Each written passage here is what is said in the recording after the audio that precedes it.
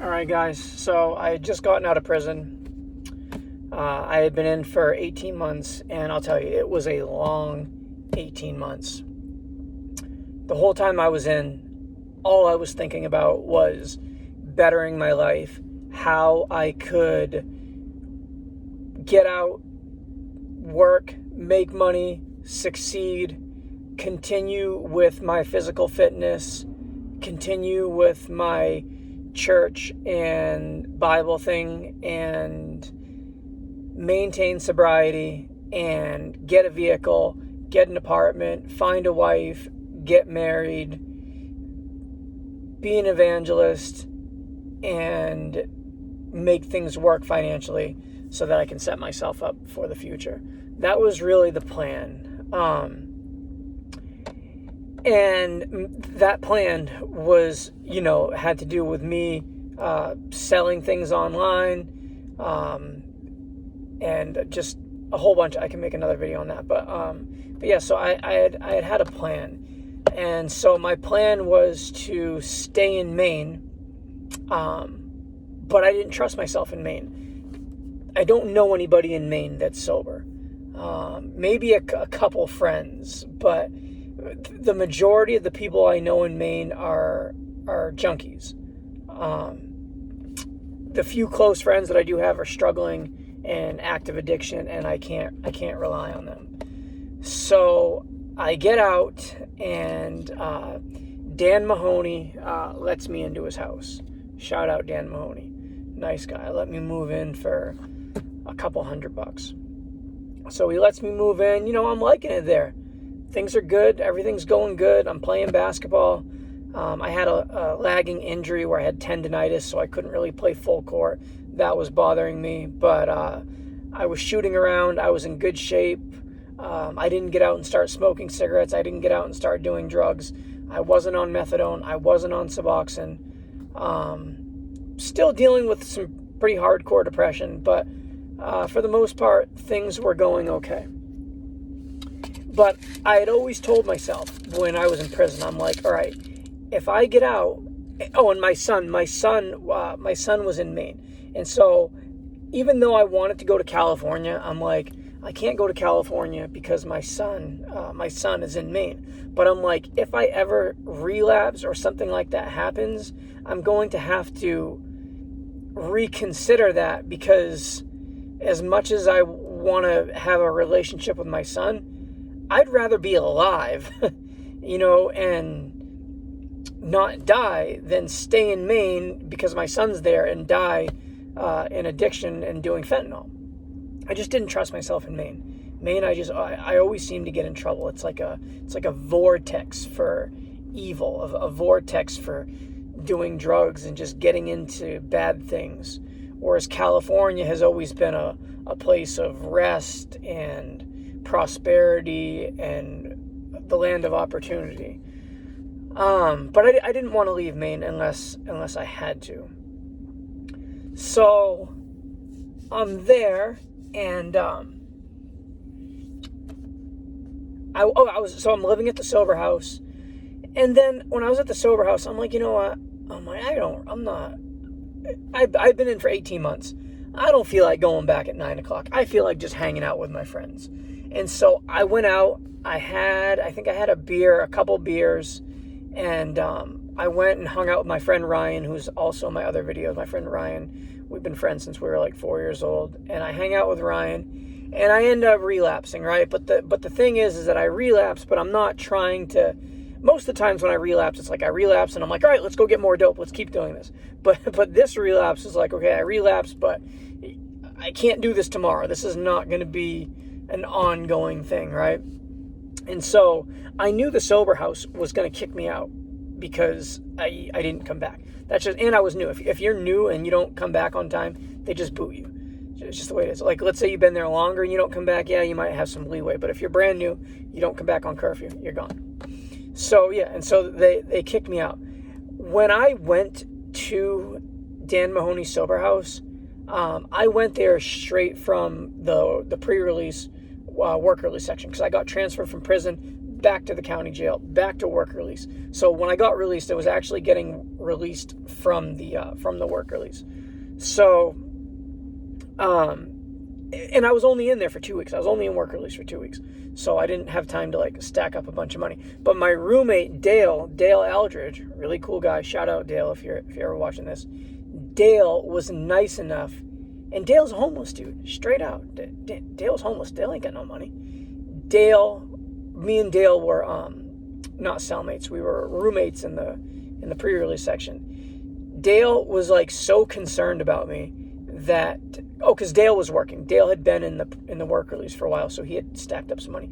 Dale gave me $300 to move in to Dan Mahoney's sober house. So so I'm there, and so they boot me out, but I'm trying to think where I'm going with this. So they kick me out. Oh yeah. So what I'm trying to say is, I paid money, right? Like my probation didn't tell me that I had to go to the sober house. The sober house was my idea, because I didn't want to go. I didn't really have anywhere to go, but that was the probation didn't say I had to go to a sober house. There are some people, like when they're in jail, they have to go to a sober house when they get out. And I'm sure a lot of like Dan's caseload, I'm sure a lot of them, I'm sorry, I'm sure a lot of probation's caseload makes them go to sober houses. And that happens a lot. But in my case, I went voluntarily. I paid with pocket out of my money that Dale gave me, and I'm there. So when they kick me out, I'm like, I didn't think there was anything wrong with it because I was there voluntarily, you know? So anyways, I get a call from probation, and probation says, so where were you last night? I'm like, I hung out with some friends, and then I went to the homeless shelter to sleep. The homeless shelter? You were at the homeless shelter? I'm like, yeah, man. I'm like, whoa, what? Like, he says, you're supposed to be at the sober house. I'm like, well, yeah. I said, but I was there voluntarily. He says, you were not there voluntarily. I'm like, yes, I was. Nobody said I had to go there. He says, what do you mean nobody said you had to go there? I'm like, I paid cash. There's nobody that said I had to go there. I'm like, I went there. He goes, he says, so probation, you're supposed to, if you spend the night somewhere, you're supposed to call probation and leave a message. Hey, I'm spending the night at Billy's house, 555 Broadway Street. You know, like if you're going, say, hey, I'm going to be here. So technically you're supposed, nobody ever does it, but that's technically what you're supposed to do, right? And so the dude starts freaking out about it. I'm just like, man. He says, so I'm going to violate you unless you come in. And I'm like, what? Keep in mind, I had only been out for like 2 weeks. He says, I'm going to violate you. I'm like, and so when he's talking about violating, it's scaring the crap out of me. I had just gotten out. He's talking about putting me right back in. It's like I hadn't even committed a crime or anything, right? And I'm just like, oh my gosh, like this dude is trying to put me back in prison right now. And I knew it was going to be all bad from here because he would want like an address of where I'm going to be, and he's going to want this and he's going to want that. I don't have a car. I can't be at a point. You know, I knew it was going to be all bad. I knew, like, I'm going to prison, right? So I'm like, okay, I have to really face reality here and think about things. My son is here. I want to be there for my son. I want to start a relationship with my son. My dad's here. He's getting old. I don't know how much longer he's going to live. My 2 cousins are here, Erica and Shannon, who I love very much. I got my aunt, who's like my second mom. I'm like, but this dude's going to put me in prison. And I can't go back to prison. Like, I can't go back right now. Like, I got like PTSD from being in there. Like, I'm not going back to prison. And so, keep in mind, I don't have any money. I don't have nobody to help me. Like, there's nobody that's going to help me.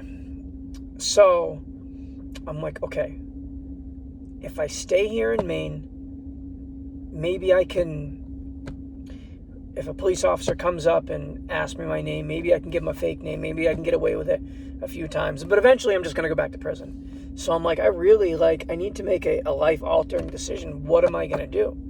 So I didn't have any money. So I'm like, there's the Concord Trailways. Concord Trailways, it's $23 to take the bus from Portland, Maine to Boston, Massachusetts. I'm like, all right. I have an ID. I have a social security card. I'm sober. I had the one relapse last night, but I'm sober. I don't have a habit yet. I'm healthy. I'm strong. I can work. But I gotta get out of Maine. This is gonna get too hot real fast.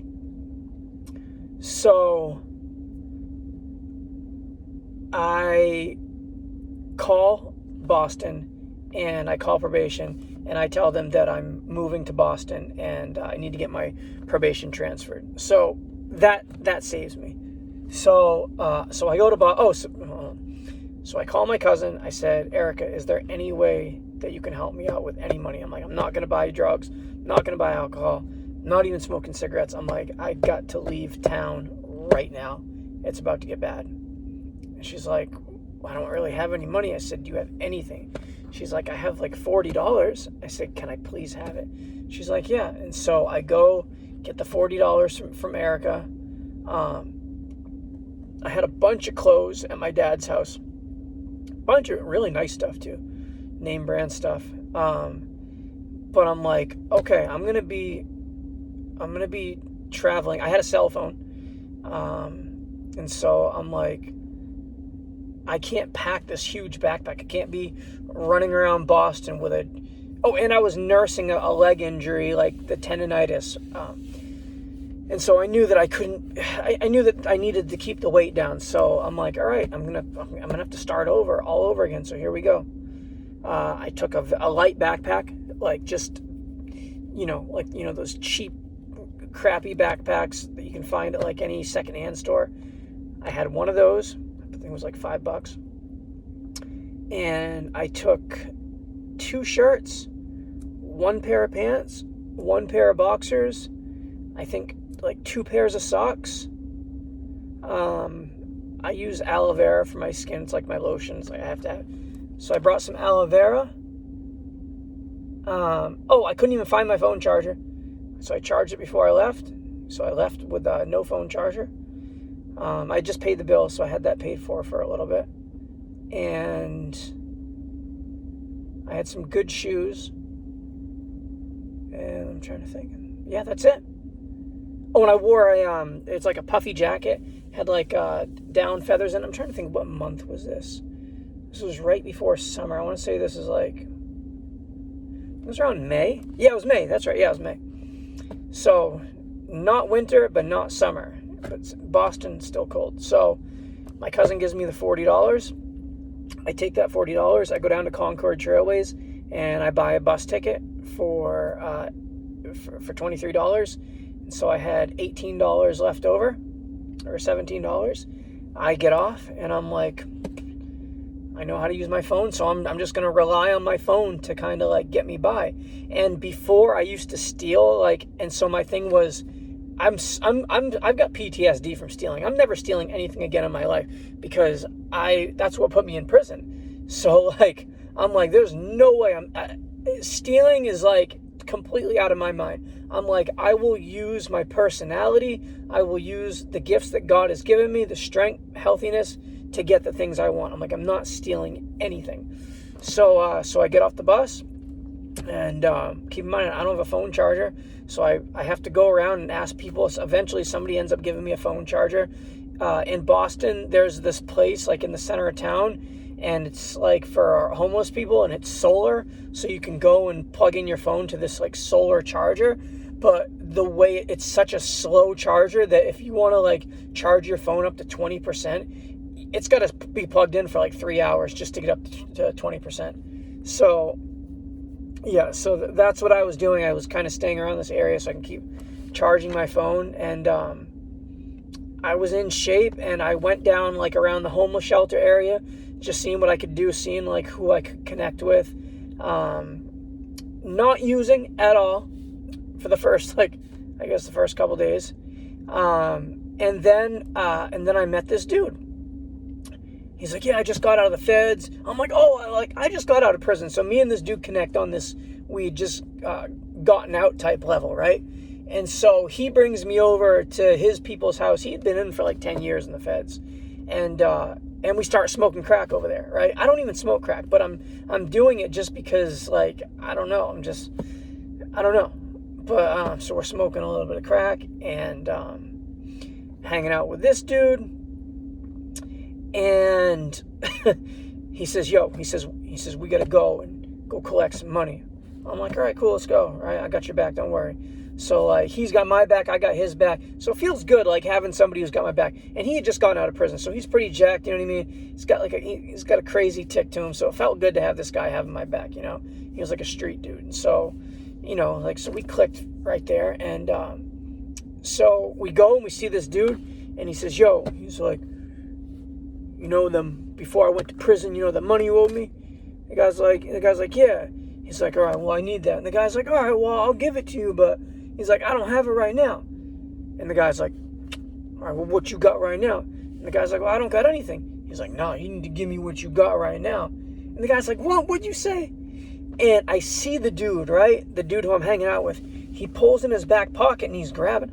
And I'm like, is he grabbing a knife? And I'm thinking, he just got out of prison. I'm like the feds. I'm like, if there's disrespect, you just start stabbing. Like, and so I'm like, he's going to stab him. And I'm thinking, that's what he's reaching for.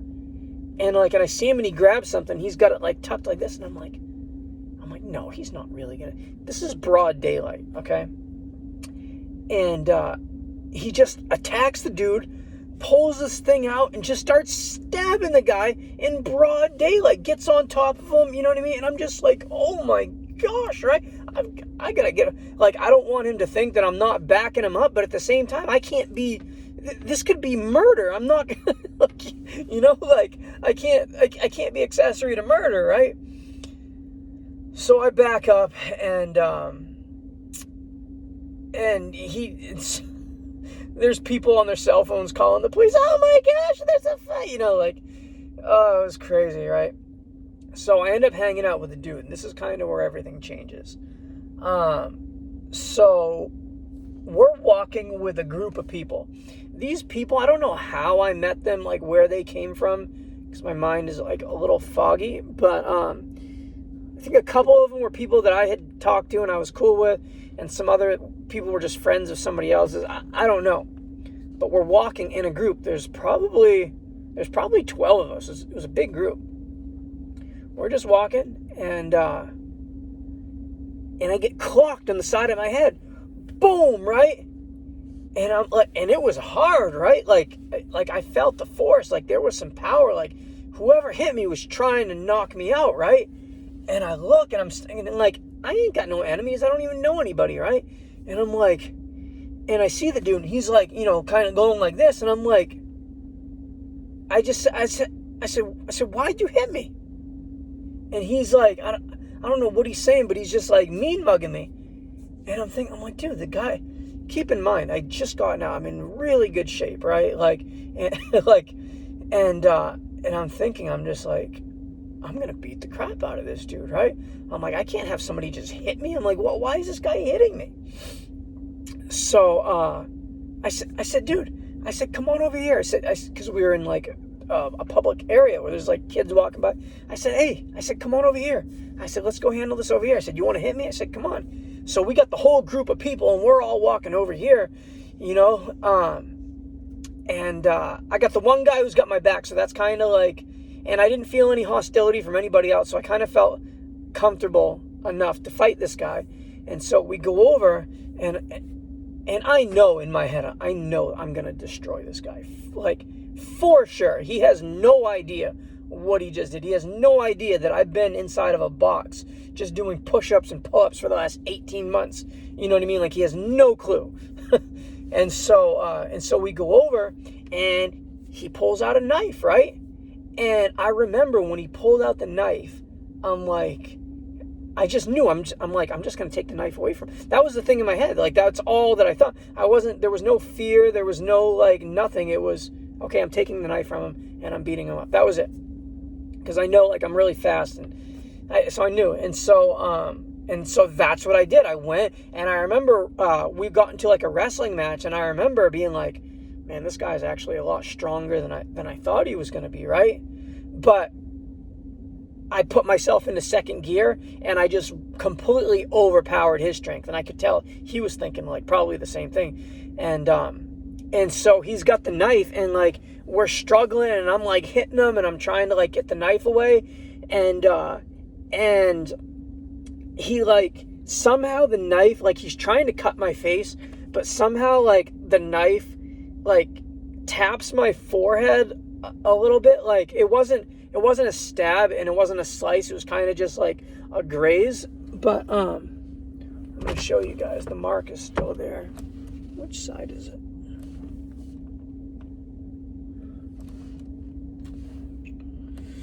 Hold on. Let me see. I'm going to show you guys real quick.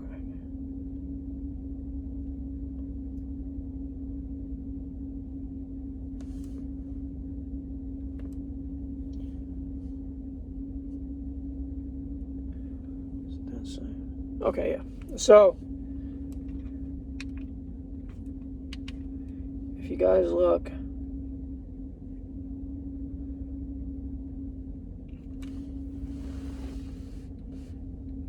right here,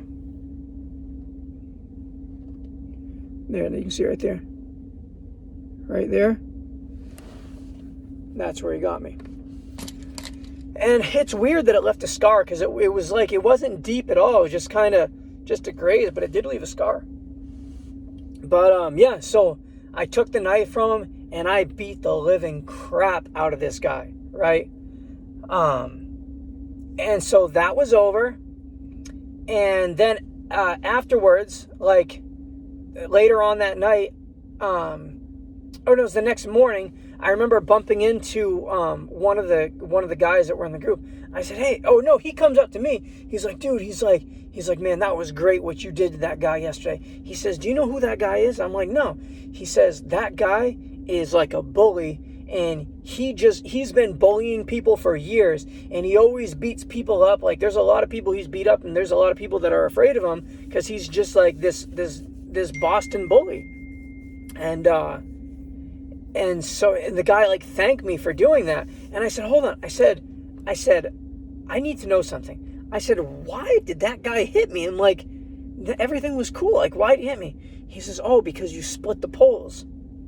I said, split the poles? I said, what the heck is splitting the poles? So I guess when you're walking, you're supposed to walk in between the telephone poles. And if you walk on the outside of the telephone pole, it's like bad luck. So that's why the guy had hit me, right? But so then what ends up happening is I'm trying to, like, stay at these little shelters in Boston. There's all kinds of, like, different places to stay. And the guy who I had beat up was friends with tons of people in the city. I don't know if he was a gang member or what, but I remember, like, bumping into some people, and they're like, yeah, that's him. And I remember just being like, are those people, like, plotting on me right now? And I'm, like, looking, like, trying to pretend like I don't know what's going on. And I'm like, man, those people are actually plotting to get me, right? And so they were friends with the other guy. So then I end up going somewhere else, and I end up seeing some more people, these black dudes, and they're all it's like a crack group. And so I know that they're crackheads, and so I know, like, they're friends with him because it's the crack scene. And I went into another situation where I tried to stay at the shelter, and I'm laying in my bed, and there's other beds, and I remember hearing people saying, oh, we'll do it when he goes out to smoke a cigarette. And I'm just like, oh my gosh, and so I had put myself in tremendous danger with this whole beating the guy up thing. So it got me I was so paranoid, And I was so scared, not really scared of him, but scared because, for one, I barely even remember what the guy looks like. So if I see him, I might not even remember what he looks like. For two, I don't know anybody in Boston. Nobody. The dude who had my back, I don't know where he is. I forget. But he was gone. And so I'm just like, I can't stay downtown Boston now looking over my shoulder, because these guys are probably going to try to kill me, right? So I'm like, all right, I got to get out of Boston. Hold on.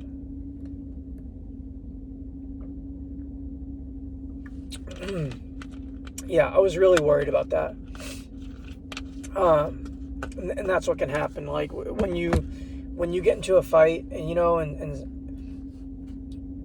especially when you're fighting like street people like that, it's like the guy wants revenge, and it's just me. I got nobody else. And so I made the decision at that point. I'm like, okay, I have got to get out of the town. So I had been on Indeed trying to get jobs and trying to like figure out a job to get some money and get on my feet. But with all the distractions and it was just too hard. I needed help. I needed somebody to help me. Like, basically, I needed somebody to like nurture me back to health. Like, I knew I could work. I knew I could do it. I knew I had all the physical things to get me situated and get me to where I wanted to go. But I couldn't do it by myself. And so I'm like, all right, I've always done well in California. I'm like, I've got to get to California. I didn't have any money. So I called my mom. My mom says, no, you're not coming to California. You're not coming to my house. Me and your dad, my stepdad, she says, me and dad are not going to let you here. We have the kids. The kids were my sister's twins, and my sister like hates me. And so my sister lives in Texas, and my mom had the twins.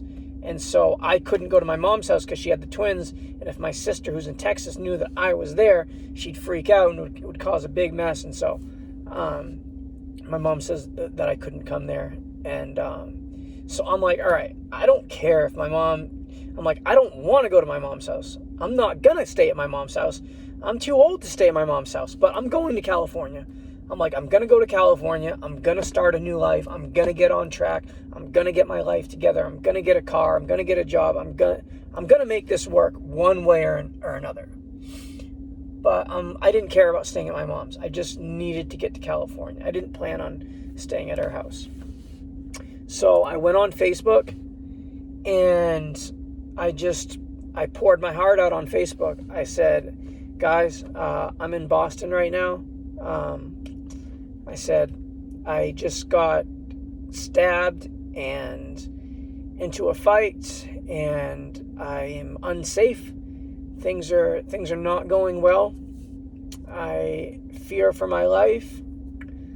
Is there anybody on I have like 315 friends at the time or something. Maybe I have 400 now, but at the time I think I had like 315. I said, are there any of my friends on Facebook? I said, I'm not trying to, I just said, is there anybody on my friend list that can help me get to California? I said, please. I'm asking from the bottom of my heart. It's the only time I've ever done something like this where I've asked for money or assistance. It's the only time. And this is like fight or flight mode right here. I post it. I get a message from my friend Kevin. He says, Tim, I said, I saw your post. What's going on? And so I told him about, what's going on. He says, all right, I'm at work right now. He says, when I get off work, I will go down to the Greyhound station and I'll buy you a ticket and you can go to California. I'm like, are you serious, Kevin? I'm like, thank you so much. Like, you have Kevin has his own business. He does masonry.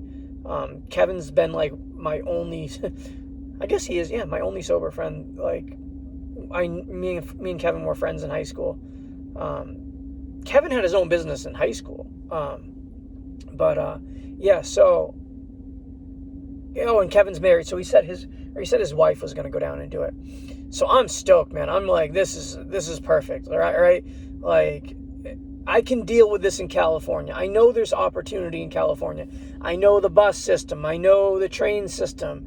I know where to work, where to get jobs. I know the beach. I know the city. Like, I'm familiar with California. I know that I can make it work in California. So I get off the phone with Kevin, and I look to see how much it's going to be. It's going to be $300 for a bus ticket, Greyhound from Boston to California. And I'm like, I wonder if there's a plane ticket cheaper. So I get on and I look on Priceline, and there's a one-way for $140. I'm like, I said, Kevin, I said, dude, thank you very much. I said, I don't mean to like be picky, but the bus ticket is going to be $300. I said, there's a one-way right here on Priceline. I said, I can copy and send you the link. I said, it's only $140. I said, can we do that instead? He's like, yeah, no problem. So Kevin buys me the bus ticket, and I left, and I was gone. I ended up calling probation, getting my probation switched over to California, and I ended up dipping. And there's a lot more. I'm going to make more stories. Like, there's a lot of things that I skipped and missed just because it would take way too long. And so I kind of gave you guys the